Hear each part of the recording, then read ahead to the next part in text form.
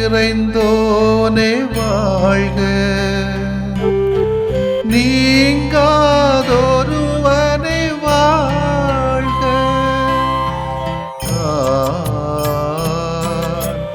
ஒளி பொருந்திய அழியாத ஆன்மா,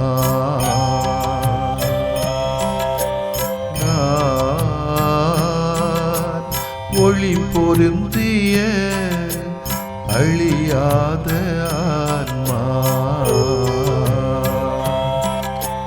நீ என்னில் நான் உன்னில் ஈஸ்வரா, நீ என்னில் நான் உன்னில் ஈஸ்வரா. ஒளி பொருந்திய அழியாத ஆன்மா,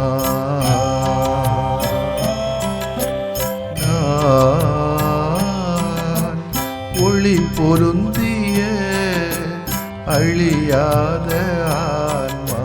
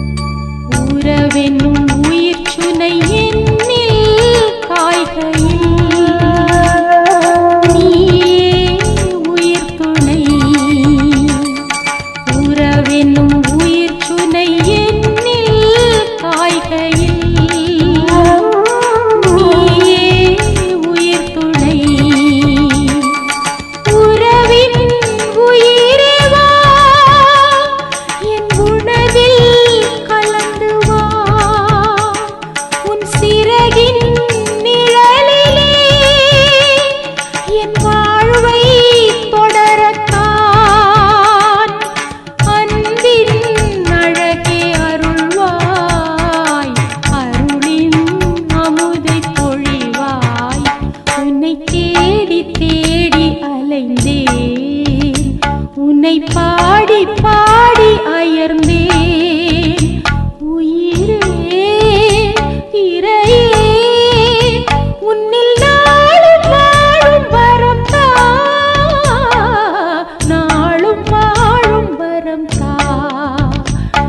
உன்னை தேடி தேடி அலைந்தேன். லூக்கா நற்செய்தி அலகு 10 இறை சொற்றொடர்கள் 1 முதல் 9 வரையிலானவைகள். அக்காலத்தில் ஆண்டவர் வேறு 72 பேரை நியமித்து அவர்களை தாம் போக இருந்த எல்லா ஊர்களுக்கும் இடங்களுக்கும் தமக்கு முன்னே இருவராக அனுப்பினார். அப்போது அவர் அவர்களை நோக்கி கூறியது, அறுவடை மிகுதி, வேலை ஆட்களோ குறைவு. ஆகையால் தமது அறுவடைக்கு தேவையான வேலை ஆட்களை அனுப்பும்படி அறுவடையின் உரிமையாளரிடம் மன்றாடுங்கள். புறப்பட்டு போங்கள். ஓநாய்களிடையே ஆட்டுக்குட்டிகளை அனுப்புவது போல் உங்களை நான் அனுப்புகிறேன். பணப்பையோ வேறு பையோ மிதியடிகளோ எதுவும் நீங்கள் எடுத்துச் செல்ல வேண்டாம். வழியில் எவருக்கும் வணக்கம் செலுத்த வேண்டாம். நீங்கள் எந்த வீட்டுக்குள் சென்றாலும் இந்த வீட்டுக்கு அமைதி உண்டாக என முதலில் கூறுங்கள். அமைதியை விரும்புபவர் அங்கிருந்தால் நீங்கள் வாழ்த்துக்குரிய அமைதி அவரிடம் தங்கும். இல்லாவிட்டால் அது உங்களிடமே திரும்பிவிடும். அவர்களிடம் உள்ளதை நீங்கள் உண்டு குடித்து அந்த வீட்டிலேயே தங்கியிருங்கள். ஏனெனில் வேலையாளர் தம் கூலிக்கு உரிமை உடையவரே. வீடு வீடாய் செல்ல வேண்டாம். நீங்கள் செல்லும் ஊரில் உங்களை ஏற்றுக்கொண்டால் உங்களுக்கு பரிமாறுவதை உண்ணுங்கள். அங்கு உடல் நலம் குன்றியோரை குணமாக்கி இறையாட்சி அவர்களை நெருங்கி வந்து விட்டது என சொல்லுங்கள். ஆண்டவரின் அருள்வாக்கு. இறைவா உமக்கு நன்றி. கிறிஸ்து இயேசுவிலே பிரியமுள்ள சகோதர சகோதரிகளை, நற்செய்தியாளர் லூக்காவின் திருவிழாவை இன்று அகில உலக திருவையோடு சேர்ந்து நாமும் கொண்டாடுகின்றோம். சிரியாவின் அந்தியோக்கு நகரிலே பிறந்த லூக்கா ஒரு மருத்துவர், ஓவியரும் கூட என்று வரலாறு கூறுகிறது. புறவினத்தாராகிய லூக்கா அப்போஸ்தலர் பவுலோடு இணைந்து உழைத்தவர் என்பதும் வரலாறு. அன்புமிக்க மருத்துவர் லூக்கா என்று பவுல் இவரை குறிப்பிடுகிறார். 4 நற்செய்தியாளர்களும் இயேசுவின் பணிவாழ்வை, இறையரசு போதனையை மிகவும் சிறப்பான விதத்திலே வடித்து தந்துள்ளார்கள். அவற்றுள் தூய லூக்காவின் நற்செய்தியானது மகிழ்வின் நற்செய்தியாக, இரக்கத்தின் நற்செய்தியாகவே விளங்குவதை பார்க்கிறோம். அதாவது எல்லாரும் மகிழ்ச்சியா இருக்கணும். காரணம், கடவுளுடைய இரக்கம் நமக்கு அபரிதமாக வருகிறது. எனவே நாமும் இரக்கத்தோடு வாழ்கிற பொழுது அது இறைவன் தருகின்ற மகிழ்ச்சி தங்கியிருக்கும் என்பதுதான். அதற்கு இயேசு தன்னை முழுமையாக அர்ப்பணித்து கொண்டார் என்பதைத்தான் இந்த நற்செய்தி நூல் நமக்கு தெளிவாக விளக்கிறது. தூய லூக்கா இயேசுவை கனிவுள்ளவராக, இரக்கமுள்ளவராக, எல்லோருக்கும் வாழ்வளிப்பவராக படம் பிடித்து காட்டுகிறார். கிரேக்க குலத்தை சார்ந்தவரான புனித லூக்கா சிரியாவில் உள்ள அந்தியோக்கிய நகரை சார்ந்தவர். பாலஸ்தீனாவின் வடபுறத்திலே இவரது இருப்பிடம் அமைந்திருந்தது. சிறந்த கல்விமானாகிய இவர் மருத்துவம், கவிதை, கலை, குழு ஆய்வு, விளையாட்டு போன்ற துறைகளிலே கை தேர்ந்தவர். கனிவான குணம், இரக்க குணம், தாராளமாக உதவுகிற மனப்பான்மை எல்லாம் இவருடைய நற்செய்தி பணியினுடைய குணநலங்களாக இவருக்கு உதவியாக இருந்தது. இதற்கு இவரது எழுத்துக்களே சாட்சி என்பதுதான் உண்மை. தூய லூக்கா இயேசுவை நேரில் கண்டதுமில்லை, அவரது போதனைகளை கேட்டதுமில்லை. அப்ப எப்படியாக எழுதினாரு கேட்ட, இவர் யூதனும் அல்ல. ஆனால் கிறிஸ்தவ மதத்தை பரப்பியதில் அந்தியோக்கிய நகரம் மிக முக்கியமான இடத்தை வகிக்கிறது. முடியப்பனின், அதாவது ஸ்டீஃபன் என்று சொல்லக்கூடிய மறைசாட்சிக்கு பிறகு இந்த இடத்தை தேர்ந்தெடுத்து யூதர் அல்லாத மக்களுக்கு இயேசுவின் நற்செய்தியை பேதுருவும் திரு தூதர்களும் மற்ற பணியாளரும் அறிவித்து வந்தார்கள். எனவே அன்னையிடத்திலே கேட்டிருக்கலாம், இயேசுவை பற்றி உள்ள செய்திகளை ஆராய்ந்திருக்கலாம், கேட்டு தெரிந்திருக்கலாம். பலரும் மனமாறி இயேசுவை ஏற்றுக்கொண்டார்கள் என்று திருத்தூதர் பணி 11:19 சொல்கிறது.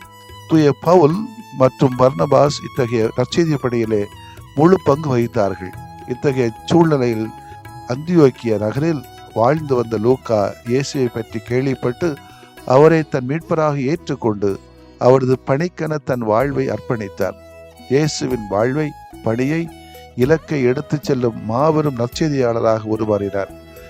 தூய லூக்கா போன்று நாமும் நம்முடைய குடும்பங்களிலே, நம்முடைய அன்பியங்களிலே, நம்முடைய சங்கங்களிலே, சமூகங்களிலே, சபைகளிலே, திருத்தூது கழகங்களிலே, நாம் செல்லுகின்ற பணித்தளங்களிலே, படிக்கின்ற இடங்களிலே இந்த நற்செய்தி பணியை நாம் காட்டுவோம். என்ன நற்செய்தி பணி? எல்லோரும் மகிழ்ச்சியாக இருக்கிறதுக்குள்ள வழியை காட்டுவோம். எல்லோரும் இரக்கமுள்ள மக்களாக, கனிவுள்ள மக்களாக வளரட்டுமே என்ற பண்புகளை தாங்கியிருந்தாலே நம்ம நற்செய்தியாளர் தான் என்பது என்னுடைய பாணி. எனவே ஒன்று, புன்னகையால் வரவேற்போம். புனித செயலால் வரவேற்போம். அழகும் கவரும் கண்களை கவரும், ஆனால் புன்னகை மட்டும் இதயத்தை கவரும் என்பது சான்றோர்கள். இன்று சந்திக்கிற ஒவ்வொரு நபரையும் கொஞ்சம் புன்னகையால் வரவேற்ற நாம் பிறருக்கு அறிவிக்கிற நற்செய்தி மகிழ்ச்சியாக இருக்கட்டும். அது இணைய குறைவு. பிளாஸ்டிக் லைஃப், பிளாஸ்டிக் சிரிப்பு, பிளாஸ்டிக் உதவிகளாகத்தான் இருக்கிறது. எனவே அது இயல்பான இயற்கையான ஒரு புன்னகையோடு நம்முடைய வாழ்க்கையை தொடங்கினா நல்லா இருக்கும். வெளிநாடுகளில் பார்த்தீங்கன்னா இது நடக்கும். நமக்கு எதாவது நமக்கு மூஞ்சி எழுத்துட்டு நடக்கிறது. வெளிநாட்டில் தெரிஞ்சவனோ தெரியாதவனோ, வெள்ளையோ சொல்லையோ கருப்போ இனமோ சிவப்போ, பார்க்குறவன்லாம் சொல்லுவான் ஹாய் ஹாய்ன்னு சிரிச்சிட்டு போயிட்டே இருப்பாங்க. அவன் யார் எவருன்னு தெரியாது. இங்கே அப்படி பார்த்தா நமக்கு யாராவது ஒரு ஆளை பார்த்துட்டோன்னா மூக்கும் சவுக்கும் வாயும் நீளும், முகம் நீளும். எனவே அப்படிப்பட்ட ஒரு கலாச்சாரத்தில் உள்ள மாறி போகிறது உண்மையிலே ஒரு வெட்கமாக இருக்கிறது, கவலையாக இருக்கிறது. எனவே நம்ம செய்யக்கூடிய நற்செய்திப்படி என்னவாக இருக்கும்? காண்கின்ற நபர்களை பார்த்து சற்று ஸ்மைல் எடுத்தோம், அந்த புன்னகை வேணும்னு நான் நினைக்கிறேன். ரெண்டாவது, பெரிய பெரிய செயலில் அம்பானியை போல செய்யணும்னு அவசியம் கிடையாது. முடிந்த வரைக்கும் ஆனந்தமாக வாழ்வதற்கு ஆடம்பரம் தேவை இல்லை, இதயம்தான் வேண்டும். பணம் வேண்டாம்னு சொல்ல முடியாது, அதுக்கு ஆடம்பரம் தேவையில்லை. அன்பானவர்கள் உடன் இருந்தால் வாழ்க்கை இனிமையாகும் என்பதுதான் அறிஞர்களுடைய கூற்று. நாம் அன்பானவர்களாக மாறுவோம், இரக்கமுள்ளவர்களாக இருப்போம். அன்பு இரக்கம் அதுவே நாம் இன்று சந்திக்கிற அனைவருக்கும் நம்மிடமிருந்து நற்செய்தியாக கிடைக்கட்டும். இதுவே புனித லூக்கா சொல்லுகின்ற செய்தி. அவரும் இதைத்தான் நடைமுறைப்படுத்தினார். எனவே அவரை நாம் இன்றைக்கு நினைவு கூறுகிறோம். நம்முடைய வாழ்க்கையிலும் இப்படிப்பட்ட கனிவு, இரக்கம், புன்னகை, சிரிப்பு, சந்தோஷம் இவைகளால் நற்செய்தி பணி ஆற்றுவோம். ஆமேன். மன்றாடுவோமாக. நற்செய்தி நாயகனே இறைவா, எங்களுடைய பணிகளை நேர்மையோடும் கடமை உணர்வோடும் புன்னகையோடும் புனித அற்புத செயல்களோடும் ஆற்ற எங்களுக்கு வரம் தாரும். பணியிடங்களில் தேவையின்றி பேச்சை வளர்க்கின்ற பழக்கங்களை மாற்ற ஒரு தூய ஆவியின் அருளை தாரும். இதன் வழியாக நாங்கள் நற்செய்தி பணிகளாக மாற எங்களை உருவாக்கும் எங்களுக்கு ஆற்றலை தாரும். பலவித தேவைகளோடு உம்முடைய சன்னிதானத்திலே நம்பிக்கையோடு வேண்டுகின்ற அனைத்து ஜெபங்களையும் கேட்டருளும். வேலை இல்லாமல், படிக்க வசதி இல்லாமல், திருமணமாகாமல், தீராத நோய்கள் குணமாகாமல் வேதனைப்படுகிற மக்களுக்கு அவர்களுக்கு என்ன தேவையோ அவர்களை இனங்கண்டு கொண்டு அவர்களுக்கு நல்லவைகளை செய்தருளும். அதே போல இறந்து நினைவிலே வாழுகின்ற பெற்றோர்களையும் நீர் ஆசீர்வதித்தருளும். செய்த தவறுகளை மன்னித்து அவர்களுக்கு விண்ணக வாழ்வை பரிசாக தாரும். ஆண்டவரே, ஆமேன்.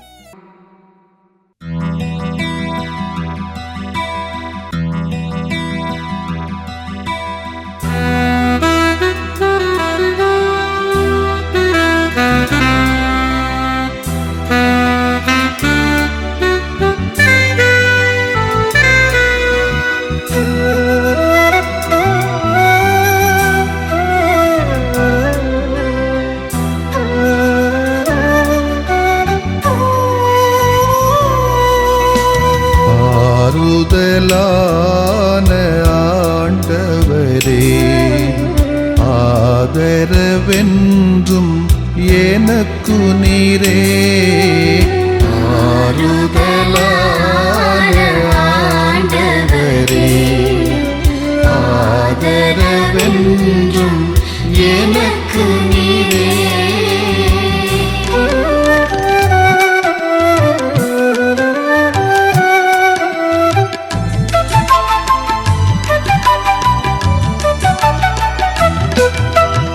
என் கவலை, என் கண்ணீர், என்னை வருத்தும் வேதனைகள். என் கவலை, என் கண்ணீர், என்னை வருத்தும் வேதனைகள். என் பயங்கள், நெருக்கடிகள் எல்லாம் ஏற்றனை தேற்றுமையா. என் பயங்கள், நெருக்கடிகள் எல்லாம் ஏற்றனை தேற்றுமையா.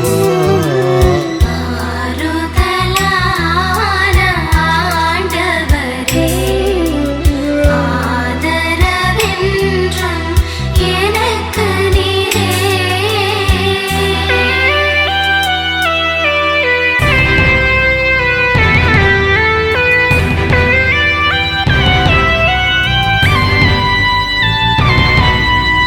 என் இழப்பு என் பிரிவு என்னை வாட்டும் சோதனைகள் என் இழப்பு என் பிரிவு என்னை வாட்டும் சோதனைகள் என் பாவங்கள் மனப்பாரங்கள் எல்லாம் சுமந்தனை தாங்குமையா என் பாவங்கள் மனப்பாரங்கள் எல்லாம் சுமந்தனை தாங்குமையா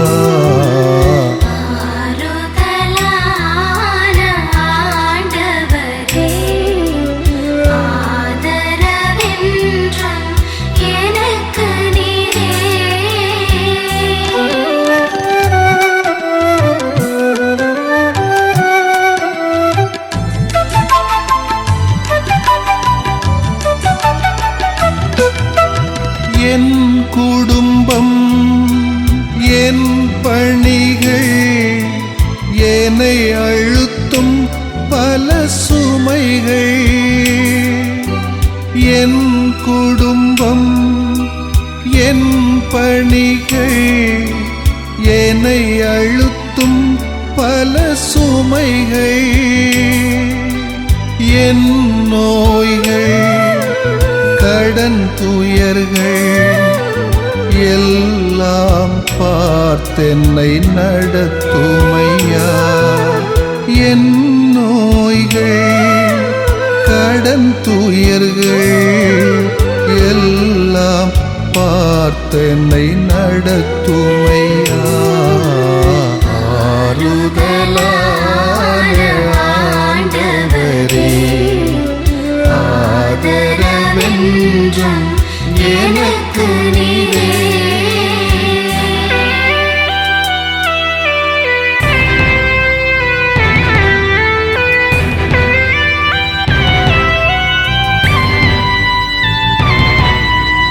என் ஏக்கம் என் நோக்கம் என்னை தாக்கும் பழித்துரைகள் என் ஏக்கம் என் நோக்கம் என்னை தாக்கும் பழித்துரைகள் என் பலங்கள் பலவீனங்கள் எல்லாம் அறிந்தனை ஆளுமையா என் பலங்கள் பலவீனங்கள் எல்லாம் அறிந்தனை ஆளுமையா ஆறுதலான ஆண்டவரே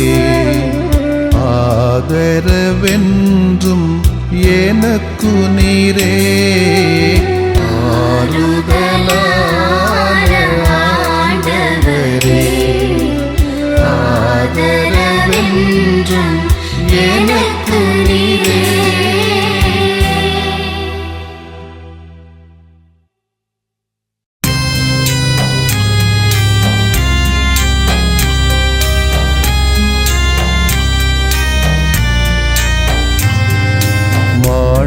மாண்புயரிவருள் அடையாளத்தை தாழ்ந்து பணிந்து ஆராதிப்போம் பழைய நியம முறைகள் அனைத்தும் இனி மறைந்து முடிவு பெறுக புதிய நியம முறைகள் வருக புலன்களாலே மனிதன் இதனை அறிய இயலா குறைகள் நீக்க நம்பிக்கையின் உதவி பெறுக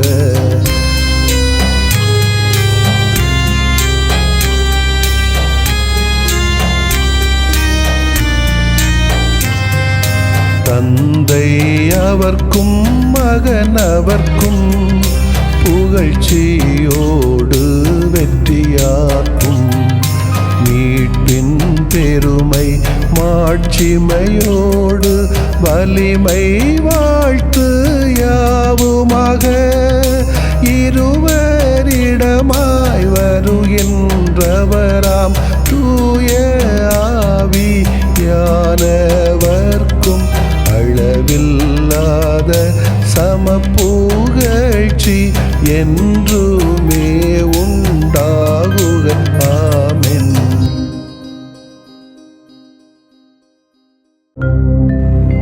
வானின்று அவர்களுக்கு அப்பமளித்தீரே,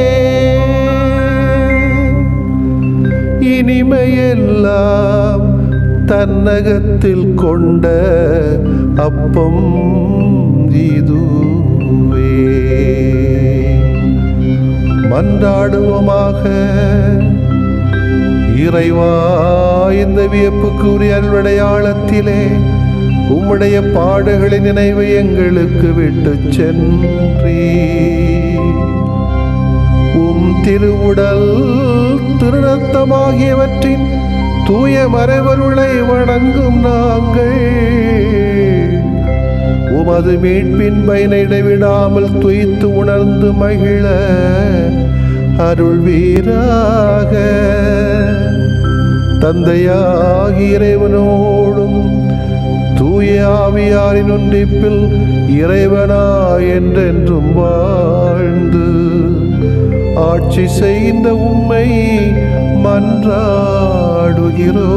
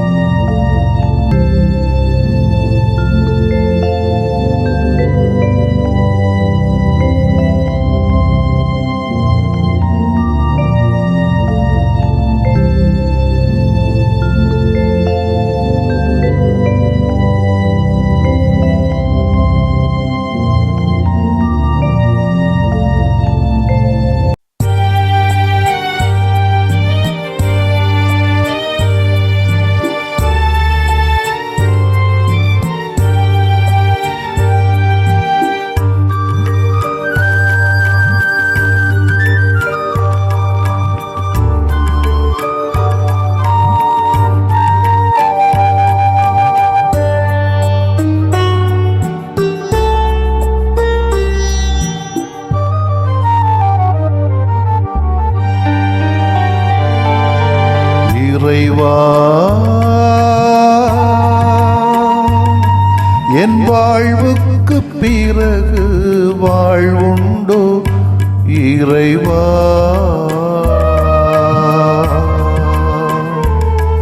என் வாழ்வு உலகின் முடிவோ? இறைவா, என் வாழ்வுக்கு பிறகு வாழ்வுண்டோ? இறைவா,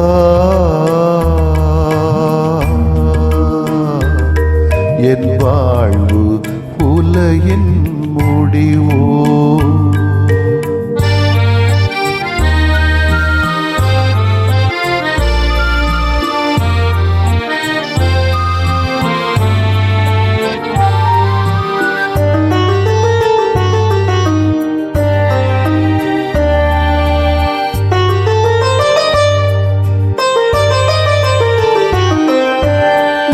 வாழ்வும் உயிரும் இறைமகனே, நம்பினோம் நாதனின் பதமே. அவரால் அவரில் உயிர்ப்போம், இதை பரிசாய் இவர்க்கு தந்திடுமே. நிலை வாழ்வும் உயிரும் இறைமகனே, நம்பினோம் நாதனின் பதமே. அவரால் அவரில் உயிர்ப்போம், இதை பரிசாய் இவர்க்கு தந்திடுமே. இறைவா, என் வாழ்வுக்கு பிறகு வாழ்வுண்டோ? இறைவா,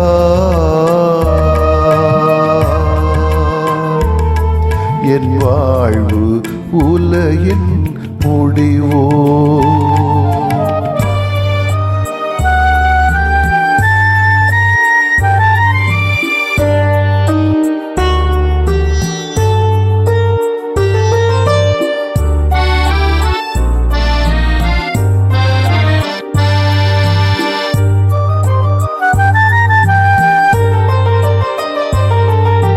கல்லறையில் வாழ்வு முடியாதே, காலத்தை கடக்கும் உயிர் மூச்சே. நிறைவான பயணம் அழியாதே, இதை இன்று இவர்க்கு ஈந்திடுமே. கல்லறையில் வாழ்வு முடியாதே, காலத்தை கடக்கும் உயிர் மூச்சே.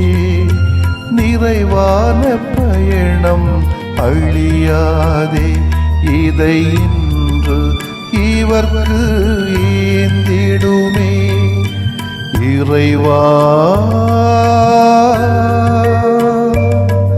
என் வாழ்வுக்கு பிறகு வாழ்வுண்டோ? இறைவா,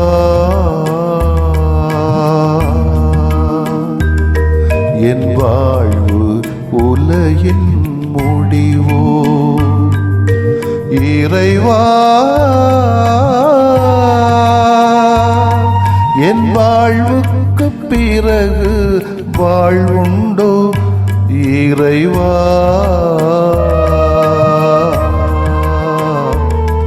என் வாழ்வு உலகின் முடிவோ?